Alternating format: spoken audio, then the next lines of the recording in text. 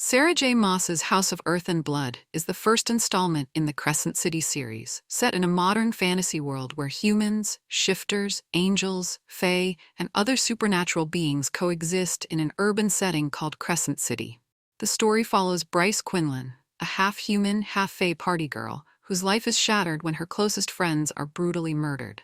This epic urban fantasy blends elements of murder mystery, romance, and action in a richly detailed world where ancient magic meets modern society. Bryce Quinlan works at an antiquities gallery called Jessiba Roga's Antiquities, cataloging and researching magical artifacts for her demanding and mysterious sorceress boss. Though she possesses fae heritage from her estranged father, Bryce presents herself as a carefree party girl, hiding her intelligence and wounded past behind a carefully cultivated facade of shallow interests and revealing clothing. Her apartment, filled with cheerful colors and whimsical decorations, reflects her determination to create joy despite underlying pain. Danica Fendir stands in stark contrast as the powerful alpha of the Pack of Devils, descended from the original wolf shifters and heir to the House of Earth and Blood. With her silver hair, golden eyes, and powerful presence, Danica commands respect from all who encounter her. Despite their different social standings, Danica and Bryce share an unbreakable bond formed during college when Danica defended Bryce from prejudiced attacks due to her half-breed status. Their friendship is the emotional cornerstone of Bryce's life, with their shared apartment serving as a sanctuary. They have established rituals: Sunday morning brunches, movie marathons, and wild nights out at White Raven, their favorite nightclub in the Old Square district. Danica's wolf pack, Bronson, Connor, Nathalie, and Therion, have become Bryce's extended family, accepting her despite the general prejudice against half-breeds in their society. Crescent City itself is divided into distinct districts, each with its own character and ruling powers. The gleaming Lunathian district houses the Comedium, where Archangel Micah governs with rigid authority. The Old Square contains the nightlife and entertainment venues. The meat market harbors the city's darker elements, while the fae-dominated Moonwood district maintains ancient traditions. Humans primarily occupy the Five Roses district, living largely unaware of the full extent of supernatural politics surrounding them. The city operates under a rigid hierarchy with Veneer, magical beings, at the top and humans at the bottom. Among the Veneer, angels of the House of Sky and Breath hold the highest authority, followed by shifters of the House of Earth and Blood, mer people and water fae of the House of Many Waters, and witches and necromancers of the House of Flame and Shadow. Those of mixed heritage like Bryce often face discrimination from all sides. The story begins with a typical day for Bryce, managing mystical artifacts at the gallery while texting Danica about their evening plans at White Raven. That evening, Bryce delays meeting Danica to have drinks with her coworkers, unaware that this simple decision will haunt her forever.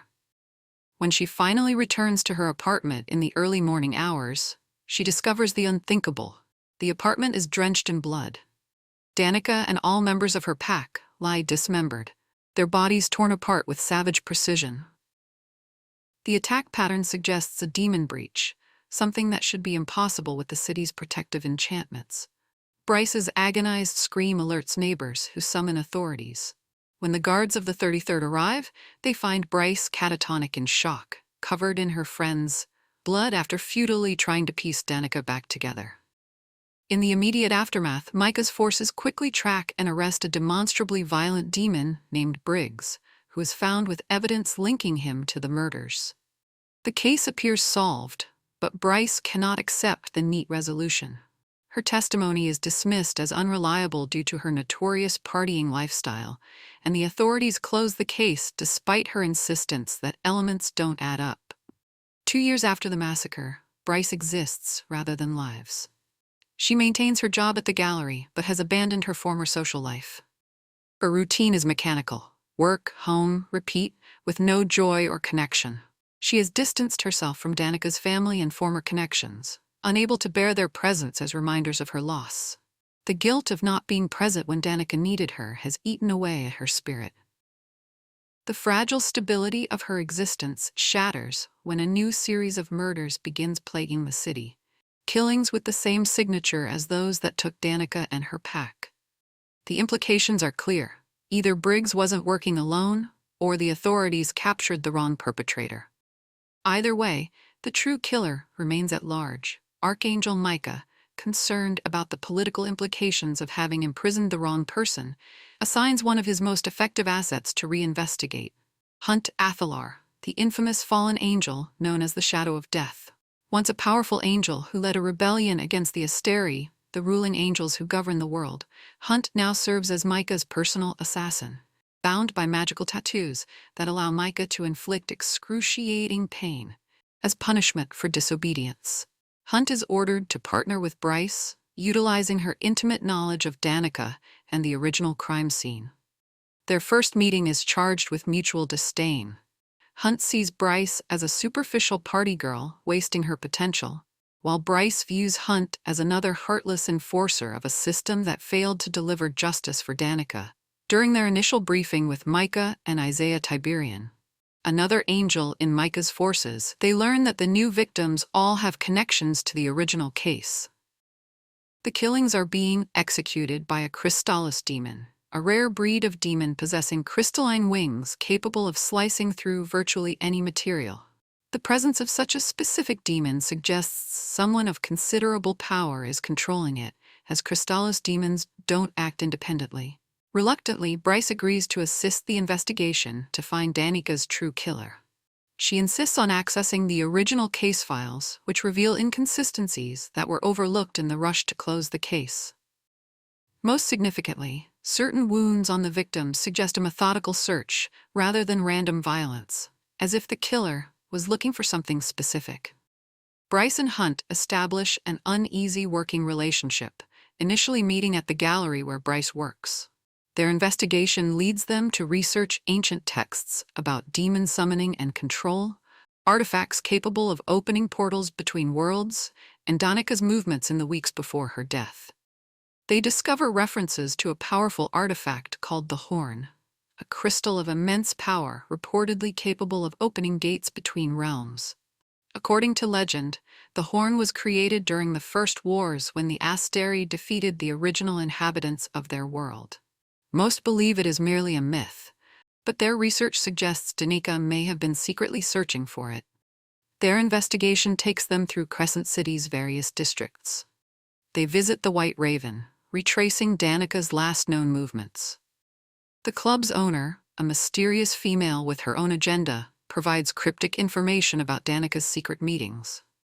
They venture into the dangerous meat market district to meet with an information broker named Redner, who traffics in data rather than physical goods.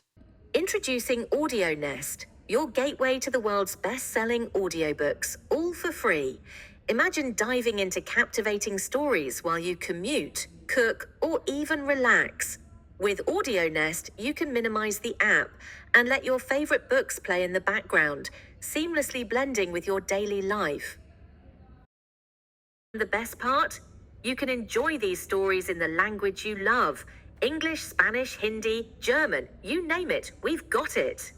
Why wait? Step into Audio Nest today, where every story is yours to explore for free. To download the Audio Nest app, visit our website w.audionestapp.com or click on the link in bio. Throughout these excursions, Bryce and Hunt gradually reveal their personal histories to each other. Hunt shares the painful story of his rebellion, how he joined the uprising after witnessing centuries of angelic cruelty, how he fought alongside his lover Shahar against her tyrannical mother, and how Shahar's death broke him before his capture and enslavement. His magical tattoos, which run from his face down his entire body, serve as constant reminders of his failed revolution and current bondage. Bryce eventually reveals her complicated family history, how her fae father abandoned her pregnant human mother, how her mother later married a human man who raised Bryce as his own, and how her half-brother Rune Danan, a full-blooded fae prince, attempted to reconnect with her during college, only to be rebuffed due to Bryce's anger at her fae heritage. These conversations, often occurring during late-night research sessions or tense stakeouts, slowly transform their initially hostile dynamic. Their investigation gains urgency when they discover that several lesser artifacts have been stolen from various collections around the city, objects that, according to ancient texts, could be combined with the horn for a ritual of immense power. This revelation suggests an orchestrated conspiracy rather than isolated killings. The trail leads Bryce and Hunt to the city's supernatural underworld, where they meet with the enigmatic Idas, a prince of the pit, the demon realm. This dangerous encounter occurs in a hidden club beneath the city, where Idas holds court among admirers and supplicants. Despite his terrifying power, he provides crucial information. The Crystallis demon is indeed being summoned and controlled by someone powerful, someone who needs specific artifacts for a ritual that could threaten the city's very existence. Idas's interest in their investigation raises questions about his own motives, but he offers them a bargain: information in exchange for Bryce's promise to consider his offer of alliance in the future. This cryptic exchange hints at Idas's awareness of something special about Bryce that even she doesn't fully understand. Meanwhile, tension builds between Bryce and Hunt as their initial animosity evolves into reluctant respect and undeniable attraction. During a particularly intense night of research in Bryce's apartment, a moment of vulnerability nearly leads to a kiss, interrupted only by an urgent message about another murder. The latest victim is a curator who once worked with Danica on a special project. At the crime scene, they discover a hidden compartment that once held one of the artifacts needed for the ritual. The pattern becomes clear. The killer is methodically gathering components for some grand magical working, and Danica had been tracking this collection effort before her death. Their investigation leads to a breakthrough when they discover Danica was secretly working for Archangel Micah, functioning as his covert operative investigating artifact smuggling. This revelation shakes Bryce's understanding of her best friend. Danica had kept significant secrets from her, leaving Bryce to question how well she truly knew her friend. Through careful analysis of Danica's movements and hidden communications, they determine that Danica must have located the horn shortly before her death and hidden it somewhere she considered safe. The most logical place, they realize, would be somewhere connected to Bryce, someone Danica trusted implicitly. This revelation leads to a frantic search of Bryce's apartment, where they discover an elaborate magical concealment. Danica had hidden the horn inside Bryce's favorite decorative piece, a miniature replica of the city's iconic moonwell that has sat on her shelf for years. Along with the horn, they find Danica's final message, revealing the conspiracy reaches to the highest levels of power in Crescent City. As they decode Danica's message, Hunt and Bryce realize with horror that Archangel Micah himself might be behind the conspiracy. Before they can act on this information, Hunt is summoned to the comitium for a routine briefing. Bryce, sensing a trap, begs him not to go, but Hunt believes he can gather more information from within. His capture is swift and brutal. Micah, now revealed as the mastermind, tortures Hunt for information about the horn. With Hunt captured, Bryce faces a terrible choice: attempt a rescue that could fail and condemn them both, or flee with the horn to keep it from Micah's grasp. Choosing loyalty over safety, she turns to the last person she expected to ask for help, her half-brother, Rune Danan, the Fae Prince. Bryce's reconciliation with Rune is tense but necessary. Initially reluctant to involve himself in angelic politics, Rune agrees to help when Bryce explains the full stakes of Micah's plan. Together with Rune's friends, the talented illusionist Declan Emmett and tech-savvy Fae warrior Flynn Yeager, they formulate a rescue plan. During their preparations, Bryce learns more about her Fae heritage from Rune. He reveals that their father, the Autumn King, has kept secrets about Bryce's lineage. Specifically, that their bloodline contains traces of the Starborn, an ancient and nearly extinct magical lineage with unique powers. This revelation explains certain abilities Bryce has dismissed as anomalies throughout her life. The rescue mission is dangerous and complex, requiring them to infiltrate the heavily guarded comitium. Using Declan's illusions to disguise themselves and Flynn's technical skills to bypass security systems, they manage to reach the chambers where Hunt is being held. They find him severely tortured but alive, his spirit unbroken, despite Micah's attempts to extract information about the horn. Introducing Audio Nest, your gateway to the world's best-selling audiobooks, all for free. Imagine diving into captivating stories while you commute, cook, or even relax. With Audio Nest, you can minimize the app and let your favorite books play in the background, seamlessly blending with your daily life. The best part? You can enjoy these stories in the language you love. English, Spanish, Hindi, German, you name it, we've got it. Why wait? Step into Audio Nest today, where every story is yours to explore for free. To download the Audio Nest app, visit our website w.audionestapp.com or click on the link in bio. Their escape is chaotic, with Micah's forces in close pursuit. During the flight from the comedium, Rune reveals another family secret. He and Bryce share a telepathic connection common to Fae twins, a bond that suggests their relationship is more significant than either realized. This connection proves crucial as they coordinate their escape. However, they soon discover that the rescue was merely the beginning. Micah has accelerated his plans, already initiating the ritual with the artifacts he's collected. Without the horn, his ritual will be incomplete, but still catastrophically destructive. They intercept communications, indicating that Micah has released multiple Crystallos demons throughout the city in a diversion tactic, causing widespread chaos and casualties.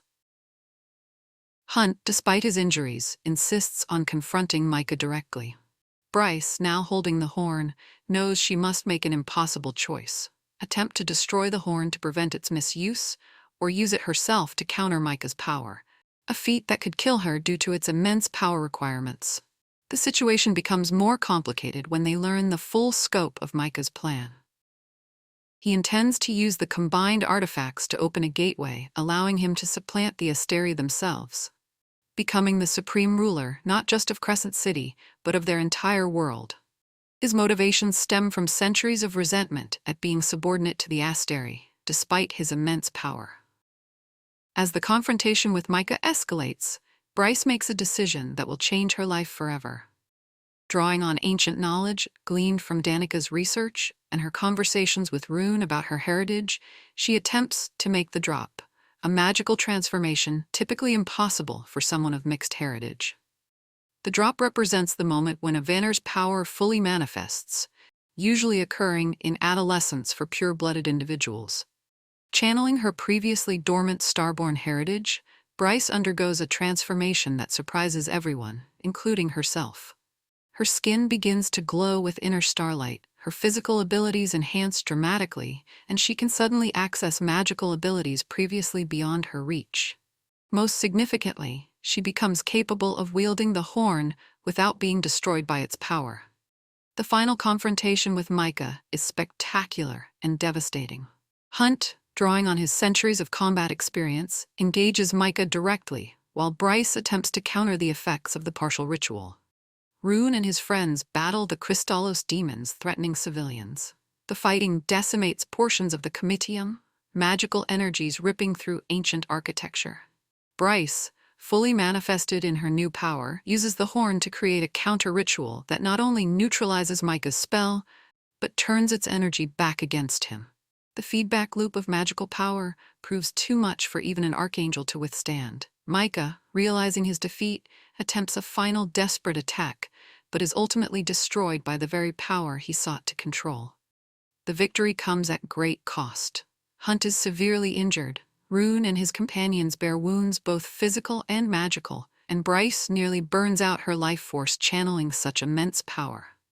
The aftermath finds them all hospitalized under the watchful eyes of Isaiah Tiberian, who assumes temporary leadership of the comitium in Micah's absence.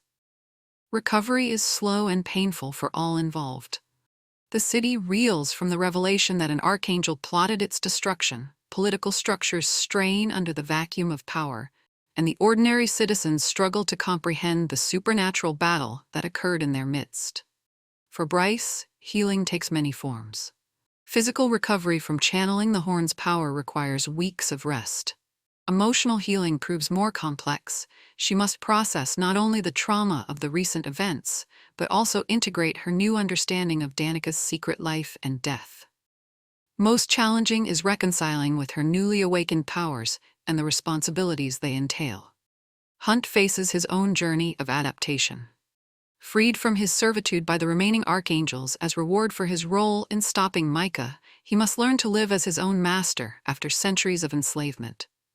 The lightning bolt tattoos that once bound him remain as scars, visual reminders of his past that fade but never disappear completely. Bryce and Hunt's relationship evolves as they recover their shared trauma and triumph, creating a bond that transcends their initial antagonism. Their romance develops tentatively, both carrying too many emotional scars to rush headlong into commitment, but both recognizing the rare understanding they share. Bryce also begins healing her relationship with Rune and, by extension, reconnecting with her Fae heritage. While still maintaining boundaries with her biological father, she and Rune establish a genuine sibling relationship based on mutual respect and their shared experiences during the crisis. The horn and other artifacts are secured under new protective measures, with Bryce appointed as their unofficial guardian due to her unique ability to safely handle them. This new responsibility marks her transition from someone who avoided commitment to someone willing to stand as protector when needed. In the final pages, life in Crescent City begins returning to a new normal. Bryce returns to work at the gallery, though now with greater authority and respect. Hunt takes a position in the city's defense forces, no longer as an enslaved soldier, but as a respected commander. Their relationship continues to deepen, both still healing but finding joy in their shared future. However, not all threads are neatly resolved. During Bryce's final visit to Danica's grave, Idas appears with cryptic warnings about forces beyond their world taking notice of recent events. He hints that the power Bryce manifested has rippled across realities, potentially attracting unwanted attention from ancient enemies of the Starborn. The final scene shows Bryce standing on her apartment balcony with Hunt, looking toward the twin moons of their world. As they discuss their tentative plans for the future, Bryce notices a strange star pattern she's never seen before, a possible sign of the cosmic changes Ida's warned about. Rather than sharing this observation and causing immediate concern, she makes a private resolution to be ready for whatever comes next. The book closes with Bryce silently acknowledging both the pain that shaped her and the strength she's discovered within herself. A strength not just of power, but of heart, demonstrated by her willingness to sacrifice for those she loves. As she leans against Hunt, she embraces the uncertainty of their future with newfound courage, prepared to face whatever threats may come to her city, her loved ones, and her world. Listen to the full audiobook for free on AudioNest. Link in description.